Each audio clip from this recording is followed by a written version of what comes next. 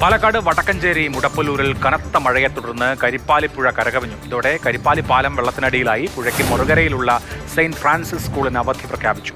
വിലക്ക് ലംഘിച്ച് ഇരുചക്ര വാഹനങ്ങൾ ഇതിലൂടെ സഞ്ചരിക്കുന്നത് അപകട സാധ്യത വർദ്ധിപ്പിക്കുന്നുണ്ട്. അതേസമയം നീരൊഴുക്ക് വർദ്ധിച്ചതിലൂടെ പാലക്കാട് കാഞ്ഞിരപ്പുഴ ഡാമിന്റെ ഷട്ടറുകൾ കൂടുതൽ ഉയർത്തിയിട്ടുണ്ട്.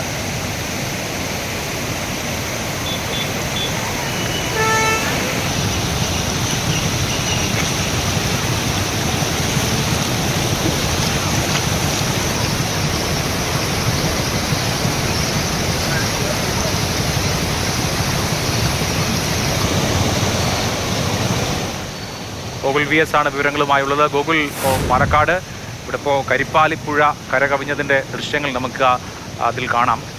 ഒരു സ്കൂളിന് അവധി പ്രഖ്യാപിച്ചിട്ടുണ്ട്. ജനങ്ങൾക്ക് യാത്രാ നിയന്ത്രണമുണ്ടോ?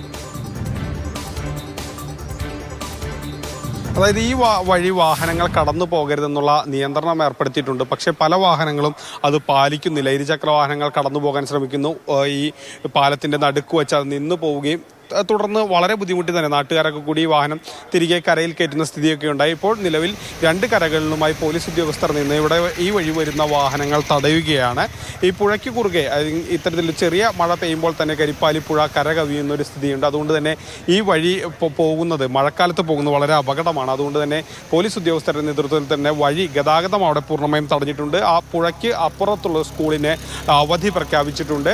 അത്തരത്തിലുള്ള സ്ഥിതിയാണ് ആ സ്ഥലത്തുള്ളത്. കാരണം മംഗലം ഡാമും അതോടൊപ്പം തന്നെ രണ്ട് ഡാമും പോത്തുണ്ടി ഡാമിൽ നിന്നുമൊക്കെയുള്ള വെള്ളം വരുന്നതിനാലാണ് ഇങ്ങനെ പെട്ടെന്ന് ഈ കരിപ്പാലി പാലം കരകവിഞ്ഞൊഴുകുന്നത്. പാലക്കാട് കാഞ്ഞിരപ്പുഴ ഡാമിൻ്റെ ഷട്ടറുകൾ കൂടുതൽ ഉയർത്തിയിട്ടുണ്ട്. 3 സ്പിൽവേ ഷട്ടറുകളും 15 സെൻറ്റിമീറ്റർ വീതമാണ് ഉയർത്തിയത്.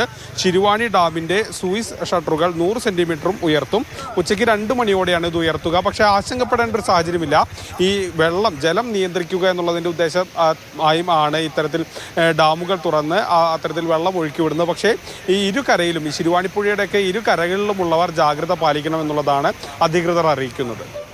തീർച്ചയായും ഗോകുൽ VS ഇതിന് വിവരങ്ങൾ നൽകുകയായിരുന്നു. കരിപ്പാലി പാലം വെള്ളത്തിനടിയിലായിട്ടുണ്ട്. ഇരുചക്ര വാഹനങ്ങൾ ആ വെള്ളത്തിന് മുകളിലൂടെ യാത്ര ചെയ്യുന്നുണ്ട്. അതത്ര സുരക്ഷിതമായ ഒരു കാര്യമല്ല. അപ്പോൾ അപകടം ഒഴിവാക്കുക എന്നുള്ളത് നമ്മുടെ ജീവൻ, നമ്മുടെ ഏറ്റവും വലിയ കാര്യമാണല്ലോ. അപ്പോൾ അപകടം ഒഴിവാക്കുക എന്നുള്ളത് നമ്മുടെ തന്നെ ഉത്തരവാദിത്വമാണ് എന്നുള്ള കാര്യം മറക്കാതിരിക്കുക.